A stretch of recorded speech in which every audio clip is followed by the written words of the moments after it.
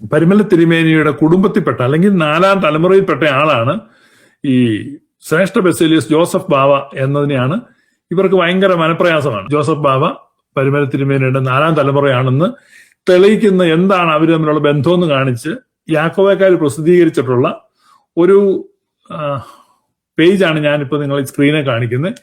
ഇതാണ്, നിങ്ങൾ നോക്കുക. ഇത് കുടുംബത്തിൽ 4ാം തലമുറയായിട്ട് ജോസഫ് ഗ്രിഗോറിയസ് മെത്രാപ്പോലിത്ത വന്നിരിക്കുന്നു, വരച്ചു വെച്ചിരിക്കുകയാണ്. അല്ല, ആശാൻ ഇത്രയും പറഞ്ഞ സ്ഥിതിക്ക് ക്രിസ്തീയ വിശ്വാസത്തിൽ ആത്മീയ പിതാക്കന്മാരുടെ ലീനിയേജ് എങ്ങനെയാണെന്ന് നോക്കാം.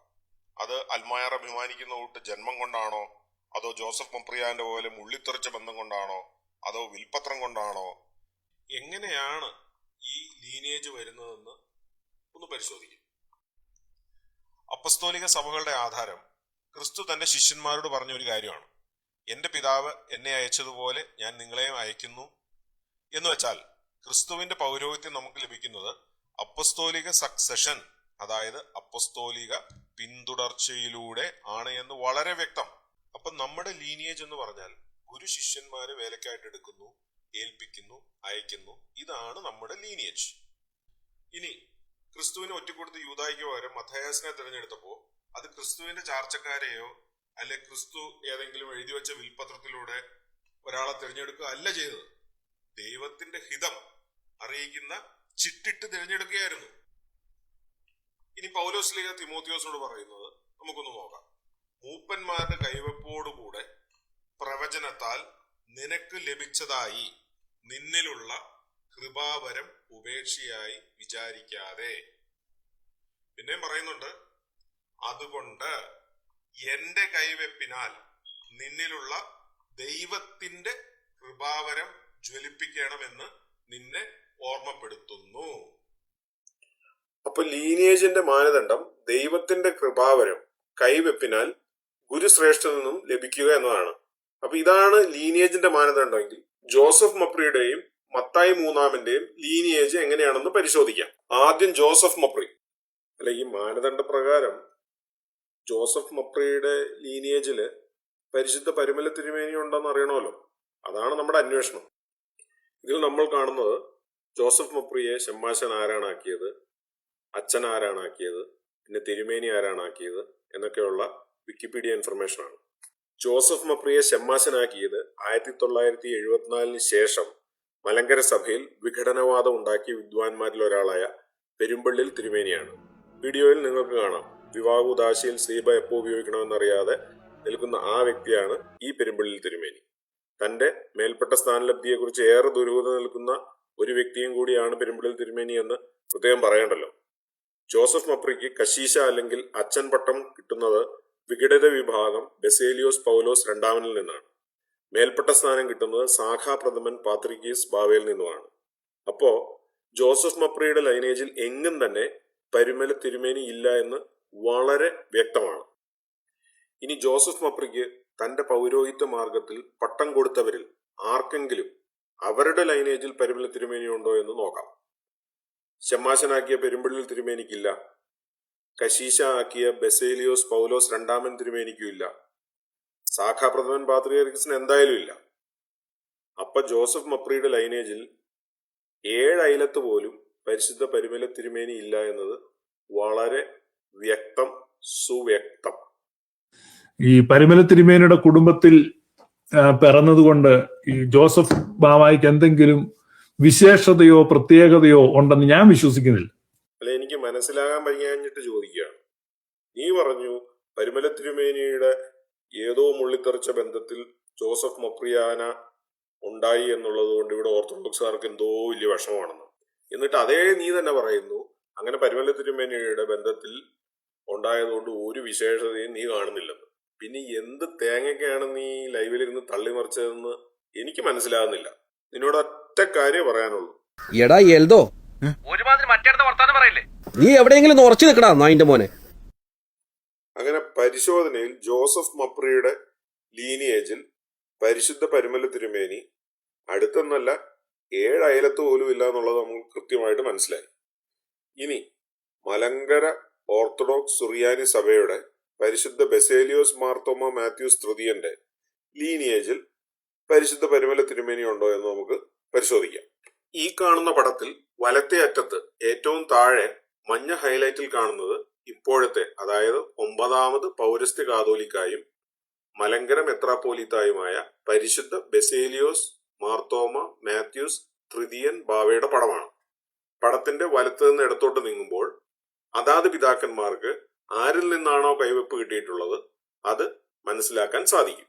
പരിശുദ്ധ ബെസേലിയോസ് മാർത്തോമ മാത്യൂസ് തൃതീയൻ ബാവയെ ഷമ്മാശനും കശീശയും ആക്കുന്നത് 5ാമത് പൗരസ്ത്യ കാതോലിക്കായും മലങ്കര മെത്രാപ്പോലീത്തായുമായ പരിശുദ്ധ ബെസേലിയോസ് മാർത്തോമ മാത്യൂസ് ഒന്നാമനാണ്. പരിശുദ്ധ ബെസേലിയോസ് മാർത്തോമ മാത്യൂസ് ഒന്നാമൻ ബാവയെ ഷമ്മാശനും കശീശയും എപ്പിസ്കോപ്പയുമാക്കിയത് പരിശുദ്ധ പരിമല തിരുമേനിയുടെ ശിഷ്യനായ 3ാമത് പൗരസ്ത്യ കാതോലിക്കായും മലങ്കര മെത്രാപ്പോലീത്തായുമായ പരിശുദ്ധ ബെസേലിയോസ് ഗീവർഗീസ് ദ്വിതീയൻ ബാവയാണ്. പരിശുദ്ധ ബെസേലിയോസ് ഗീവർഗീസ് ദ്വിതീയൻ ബാവയെ കശീശയും റംബാനുമാക്കിയത് പരിശുദ്ധ പരിമല തിരുമേനിയാണ്. പരിശുദ്ധ ബെസേലിയോസ് ഗീവർഗീസ് ദ്വിതീയൻ ബാവയെ മേൽപ്പെട്ട സ്ഥാനത്തേക്ക് പരിശുദ്ധ പരിമല തിരുമേനിയുടെ പേരായ ഗീവർഗീസ് മാർ ഗ്രിഗോറിയോസ് എന്ന നാമത്തിൽ സെപ്റ്റംബർ 8, 1912 പരിമലയിൽ വെച്ച് ഉയർത്തുന്നത് പരിശുദ്ധ അബ്ദേദ് മസിഹ പാത്രിയർക്കീസ് ആണ്. ഇനി പരിശുദ്ധ ബെസേലിയോസ് മാർത്തോമ മാത്യൂസ് തൃതീയൻ ബാവയെ എപ്പിസ്കോപ്പയാക്കുന്നത് 1991 ഏപ്രിൽ 30 പരിമലയിൽ വെച്ച് 6ാമത് പൗരസ്ത്യ കാതോലിക്കായും മലങ്കര മെത്രാപ്പോലീത്തായുമായ പരിശുദ്ധ ബെസേലിയോസ് മാർത്തോമ മാത്യൂസ് രണ്ടാമനാണ്. പരിശുദ്ധ ബെസേലിയോസ് മാർത്തോമ മാത്യൂസ് രണ്ടാമൻ ബാവയെ ഷമ്മാശൻ കശീശ എപ്പിസ്കോപ്പ ആക്കുന്നത് 3ാമത് പൗരസ്ത്യ കാതോലിക്കായും മലങ്കര മെത്രാപ്പോലീത്തായുമായ പരിശുദ്ധ ബെസേലിയോസ് ഗീവർഗീസ് ദ്വിതീയൻ ബാവയാണ്. ഇതിൽ നിന്ന് അസന്നിഗ്ധമായി വ്യക്തമാകുന്നത് 9ാമത് പൗരസ്ത്യ കാതോലിക്കായും മലങ്കര മെത്രാപ്പോലീത്തായുമായ പരിശുദ്ധ ബെസേലിയോസ് മാർത്തോമ മാത്യൂസ് തൃതീയൻ ബാവയ്ക്ക് ഷമ്മാശപ്പട്ടം, കശീശാപ്പട്ടം, മേൽപ്പെട്ട സ്ഥാനങ്ങൾക്ക് ലഭിച്ച കൈവപ്പിന്റെ ലീനിയേജിൽ മുഴുവനും പരിശുദ്ധ പരിമല തിരുമേനി നിറഞ്ഞു നിൽക്കുകയാണെന്നതാണ്. പരിശുദ്ധ പരിമല തിരുമേനിയെ പത്രോസ് തൃതീയൻ പാത്രിക്കീസ് ബാവയാണ് കണ്ടുപിടിച്ച് മെത്രാനാക്കിയതെന്നൊക്കെ പാത്രിക്കീസ് പക്ഷക്കാർ തള്ളിമറിക്കുന്നുണ്ട്. അതുകൊണ്ട് പരിശുദ്ധ പരിമല തിരുമേനിയുടെ ലീനിയേജ് വരുന്നത് എങ്ങനെയാണ് എന്ന് നോക്കാം.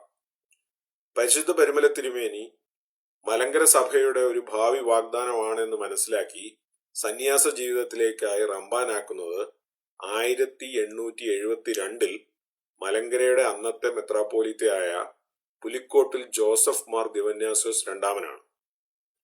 റംബാനാക്കി 4 വർഷങ്ങൾക്ക് ശേഷം 1876 പുലിക്കോട്ടിൽ ജോസഫ് മാർ ദിവന്യാസ്യോസ് രണ്ടാമിന്റെ ആവശ്യാനുസരണം മലങ്കരയിൽ എഴുന്നള്ളി വന്ന പത്രോസ് തൃതീയൻ പാത്രിക്കീസ് ബാവയാണ് പരിമല തിരുമേനിയെ മെത്രാനായി വാഴിക്കുന്നത്. അങ്ങനെ പരിശുദ്ധ പരിമല തിരുമേനിയെ കണ്ടുപിടിച്ച് മെത്രാനാക്കിയത് പത്രോസ് തൃതീയൻ പാത്രിക്കീസ് ബാവയാണ് എന്ന തള്ളും തീരുമാനമായി എന്ന് കരുതുന്നു. പരിശുദ്ധ പരിമല തിരുമേനിയെ റംബാനാക്കിയ മലങ്കര മെത്രാപ്പോലീത്തയായ പുലിക്കോട്ടിൽ ജോസഫ് മാർ ദിവന്നാസ്യോസ് രണ്ടാമനെ കുറിച്ച് മനസ്സിലാക്കാൻ സ്വല്പം ചരിത്രം നോക്കാം. 1830-40 കാലഘട്ടങ്ങൾ എന്ന് പറഞ്ഞാൽ മലങ്കര സഭയിൽ ആംഗ്ലിക്കൻ സഭയുടെ ആശയങ്ങൾ ഉൾക്കൊണ്ട് നവീകരണ പ്രസ്ഥാനക്കാർ വിശ്വാസപരമായ പ്രതിസന്ധി ഉണ്ടാക്കിയ കാലഘട്ടമാണ്.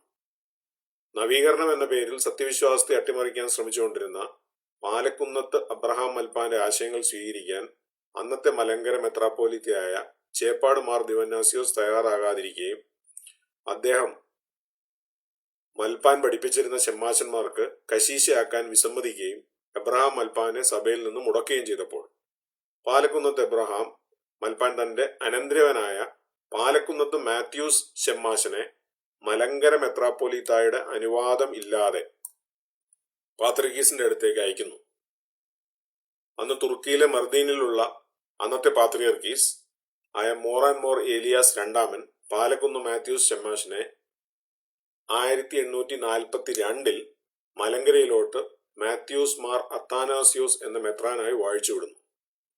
പാത്രിക്കീസ് വാഴിച്ച് മലങ്കരയിലോട്ട് വിട്ട ഈ മാത്യൂസ് മാർ അത്താനാസ്യോസ് ചില്ലറ പ്രശ്നങ്ങളല്ല മലങ്കരയിൽ ഉണ്ടാക്കിയത്. 1852 മലങ്കര സഭയുടെ 12ാമത്തെ മെത്രാപ്പോലീത്തയായിരുന്ന ചേപ്പാട് മാർ ദിവന്നാസ്യോസ് തിരുമേനി ആരോഗ്യ പ്രശ്നങ്ങളാൽ സ്ഥാനമൊഴിഞ്ഞപ്പോൾ ഒരു തർക്കമുണ്ടായി.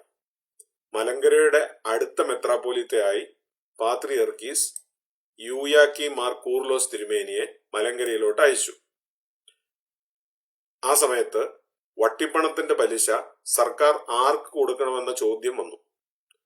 അങ്ങനെ മലങ്കരയുടെ മെത്രാപ്പോലീത്ത താനാണെന്ന് പറഞ്ഞ് പാത്രിയർക്കീസ് അയച്ച യൂയാക്കീം മാർ കൂർലോസ് തിരുമേനിയും ഈ നവീകരണ പ്രസ്ഥാനക്കാരനായ മാത്യൂസ് മാർ അത്താനാസിയോസും അവകാശം ഉന്നയിച്ചു. വട്ടിപ്പണത്തിന്റെ അവകാശി ആരാണ് എന്ന തർക്കം തീർപ്പാക്കാനായി തിരുവിതാംകൂർ മഹാരാജാവിന്റെ കൊല്ലം പഞ്ചായത്ത് എന്നറിയപ്പെടുന്ന 4 അംഗ കമ്മിറ്റിയുടെ അഭിപ്രായത്തിൽ ഒരു വിദേശിക്ക് മലങ്കരയുടെ മെത്രാപ്പോലീത്ത ആകാൻ ഔചിത്യമില്ല എന്ന തീർപ്പിൽ മലങ്കര പള്ളിയോഗത്തിന്റെ പിന്തുണ ഇല്ലാതിരിക്കെ മാത്യൂസ് മാർ അത്താനാസിയോസ് താനാണ് മലങ്കരയുടെ മെത്രാപ്പോലീത്ത എന്ന രാജവിളംബരം 1852 ഒപ്പിച്ചു. അങ്ങനെ മലങ്കരയുടെ മെത്രാനായി പഴയ സെമിനാരി കൈക്കലാക്കി നവീകരണ പ്രവർത്തനങ്ങളൊക്കെയായി വിലസാൻ തുടങ്ങി. ഈ കാലയളവിൽ 1865 പാത്രിക്കീസ് മെത്രാനാക്കിയ പുലിക്കോട്ടിൽ ജോസഫ് മാർ ദിവന്നാസ്യോസ് രണ്ടാമൻ മാത്യൂസ് മാർ അത്താനാസിയോസിനോടും അദ്ദേഹത്തിന്റെ നവീകരണ പ്രസ്ഥാനത്തിനുമെതിരായി തീവ്ര പോരാട്ടം തുടങ്ങി. മാത്യൂസ് മാർ അത്താനാസിയോസ് തന്റെ അമ്മാവനായ പാലക്കുന്നത്ത് എബ്രഹാം മൽപ്പാനോടുള്ള ഉപകാര സ്മരണാർത്ഥം അമ്മാവന്റെ മകനെ തോമസ് മാർ അത്താനാസിയോസ് എന്ന നാമധേയത്തിൽ 1868 മെത്രാനാക്കി. പാത്രിക്കീസ് വാഴിച്ച് മലങ്കരയിലോട്ട് വിട്ട നവീകരണ പ്രസ്ഥാനക്കാരൻ മാത്യൂസ് മാർ അത്താനാസിയോസിന്റെയും അനുയായികളുടെയും പിടിയിൽ നിന്ന് മലങ്കര സഭയെ മോചിപ്പിക്കാനായിട്ട് മലങ്കര അസോസിയേഷന്റെ പ്രസിഡന്റായ പുലിക്കോട്ടിൽ ജോസഫ് മാർ ദിവന്നാസ്യോസ് രണ്ടാമൻ 1875 പാത്രിയർക്കീസിനെ മലങ്കരയിലേക്ക് വരുത്തുക ഉണ്ടായി. 1876 പാത്രിയർക്കീസിന്റെ അധ്യക്ഷതയിൽ മുളന്തുരുത്തി സുന്നഹദോസ് നടത്തി മലങ്കര സഭയുടെ ഭരണ നടത്തിപ്പ് മാനേജിംഗ് കമ്മിറ്റിയും മറ്റ് ക്രമീകരണങ്ങളുമായി ചിട്ടപ്പെടുത്തി യഥാർത്ഥ സഭയെ ശക്തീകരിച്ചു. 1877 മാത്യൂസ് മാർ അത്താനാസിയോസ് കാലം ചെയ്തു. അമ്മാവന്റെ മകൻ തോമസ് മാർ അത്താനാസിയോസ് നവീകരണ പിൻഗാമിയായി തുടർന്നു. 1879 മാർച്ച് 4 പുലിക്കോട്ടിൽ ജോസഫ് മാർ ദിവന്നാസ്യോസ് രണ്ടാമൻ ആലപ്പുഴ ജില്ലാ കോടതിയിൽ തോമസ് മാർ അത്താനാസിയോസിനെതിരായി മലങ്കര സഭയുടെ യഥാർത്ഥ മെത്രാപ്പോലീത്ത തോമസ് മാർ അത്താനാസിയോസ് അല്ല, അത് പുലിക്കോട്ടിൽ ജോസഫ് മാർ ദിവന്നാസ്യോസ് രണ്ടാമനാണെന്നും മലങ്കര അസോസിയേഷന്റെ ട്രസ്റ്റിമാരുമാണ് സഭയുടെ യഥാർത്ഥ അവകാശികളെന്നും അതുകൊണ്ട് പഴയ സെമിനാരിയും ബാക്കി സ്വത്തുക്കളും തോമസ് മാർ അത്താനാസിയോസിന്റെ കയ്യിൽ നിന്ന് യഥാർത്ഥ അവകാശികൾക്ക് വിട്ടുകിട്ടണം എന്ന ആവശ്യവുമായി ഒറിജിനൽ സൂട്ട് ഫയൽ ചെയ്തു. 10 വർഷങ്ങൾക്ക് ശേഷം ഈ case July 12, 1889 Pulikkottil Joseph Mar Dionysius രണ്ടാമന് അനുകൂലമായി വിധി വന്നു. പഴയ സെമിനാരിയിൽ നിന്ന് തോമസ് മാർ അത്താനാസിയോസിനെ പുറത്താക്കുന്നു. പുറത്താക്കിയ തോമസ് മാർ അത്താനാസിയോസ് നവീകരണക്കാരുടെ പുതിയ സഭയായ മാർത്തോമ സഭ തുടങ്ങുന്നു. മലങ്കര സഭയെ വലിയ വിശ്വാസപരമായ ചതിക്കുഴിയിൽ നിന്ന് മോചിപ്പിച്ച പുലിക്കോട്ടിൽ ജോസഫ് മാർ ദിവന്നാസ്യോസ് രണ്ടാമൻ സഭയുടെ അതിപ്രഗത്ഭനായ ആത്മീയ പിതാവായിരുന്നു. അദ്ദേഹത്തിന്റെ സംഭാവനകളിൽ ഒന്ന് മലയാള പത്രമായ മലയാള മനോരമയ്ക്ക് 18 വർഷം മുന്നേ 1870 സുറിയാനിയിൽ പ്രാർത്ഥനാ പുസ്തകങ്ങൾ അച്ചടിക്കാൻ സെന്റ് തോമസ് എന്ന നാമത്തിൽ കൊച്ചിയിൽ പ്രസ് സ്ഥാപിച്ചു. 1892 കോട്ടയം മാർത്തോമ പ്രസിൽ നിന്നും ഇടവക പത്രിക അദ്ദേഹം തുടങ്ങിയുണ്ടായി. പെൺകുട്ടികൾക്ക് വിദ്യാഭ്യാസം ഇല്ലാതിരുന്ന സാംസ്കാരിക കാലഘട്ടത്തിൽ അവരുടെ വിദ്യാഭ്യാസത്തിന് വേണ്ടി കേരളത്തിലെ കൊച്ചി, തിരുവിതാംകൂർ, മലബാറിന്റെ ഭാഗമായ കുന്നംകുളം എന്നീ 3 രാജ്യങ്ങളിലായി 200 പെൺപള്ളിക്കൂടങ്ങൾ സ്ഥാപിച്ചു. ഈ ആത്മീയ പിതാവ് താൻ സന്യാസത്തിലേക്ക് റമ്പാനാക്കിയ പരിശുദ്ധ പരിമല തിരുമേനിയാണ് തന്റെ പിൻഗാമിയായി കണ്ടിരുന്നത്. എന്നാൽ പരിശുദ്ധ പരിമല തിരുമേനി 1902 കാലം ചെയ്തതുകൊണ്ട് പുലിക്കോട്ടിൽ ജോസഫ് മാർ ദിവന്നാസ്യോസ് രണ്ടാമൻ തിരുമേനിയുടെ ആഗ്രഹം സാധിക്കാതെ പോയി. പരിശുദ്ധ പരിമല തിരുമേനിയുടെ ശിഷ്യന്മാരായ മൽപ്പാനച്ചനായിരുന്ന വട്ടശ്ശേരിൽ തിരുമേനിയും പിന്നീട് മൂന്നാമത് പൗരസ്ത്യ കാതോലിക്കയും മലങ്കര മെത്രാപ്പോലീത്തയുമായ പരിശുദ്ധ ബസേലിയോസ് ഗീവർഗീസ് ദിദിയോൻ ബാവയായ ഉന്നൂസ് റമ്പാനും പരിമലയിൽ അന്ന് തിരുമേനിയോടൊപ്പം താമസമുണ്ട്. ഇത് തരങ്കിണി സ്റ്റുഡിയോയുടെ 1970-കളിൽ ഇറങ്ങിയ ഒരു ഗാനത്തിൽ നിന്ന് ശ്രമിക്കാം. പ്രിയനായവനീ കൊച്ചാബൂനെ നാം പിൻഗാമിയായി കണ്ട സ്വപ്നങ്ങളെല്ലാം വ്യർത്ഥമായ ഹോ, എന്റെ വലതുകൈ തളർന്നു കരഞ്ഞു പുലിക്കോട്ടിൽ വലിയ തിരുമേനി മണിനാദം.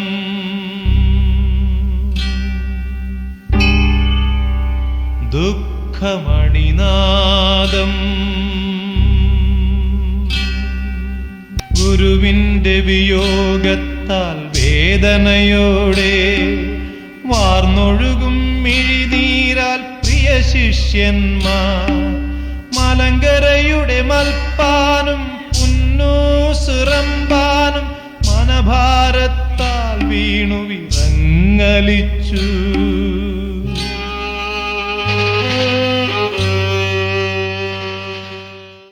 ഇതിൽ നിന്നൊക്കെ പരിശുദ്ധ പരിമല തിരുമേനിയുടെ ലീനിയേജും പരിശുദ്ധ പരിമല തിരുമേനി ആരുടെയൊക്കെ ലീനിയേജിൽ ഉണ്ടെന്നും കൃത്യമായി മനസ്സിലായി കാണുമെന്ന് കരുതുന്നു.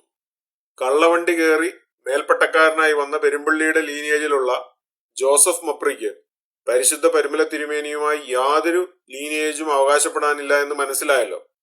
അതോടൊപ്പം തന്നെ പരിശുദ്ധ ബസേലിയോസ് മാർത്തോമ മാത്യൂസ് തൃതീയൻ ബാവയ്ക്ക് കിട്ടിയ കൈവെപ്പിൽ പരിശുദ്ധ പരിമല തിരുമേനി നിറഞ്ഞു നിൽക്കുകയാണ് എന്ന് മനസ്സിലാക്കിയ സ്ഥിതിക്ക് മേലിൽ അദ്ദേഹത്തെ മത്തായി മൂന്നാമൻ എന്ന് വിളിച്ച് അവഹേളിക്കാതെ നിനക്കൊക്കെ മനസ്സില്ലെങ്കിൽ കൂടി അദ്ദേഹത്തെ his holiness Baselios Marthoma Mathews third എന്ന് വിളിച്ച് ബഹുമാനിക്കാൻ ശീലിക്കുക. ശീലിച്ചേ പറ്റൂ.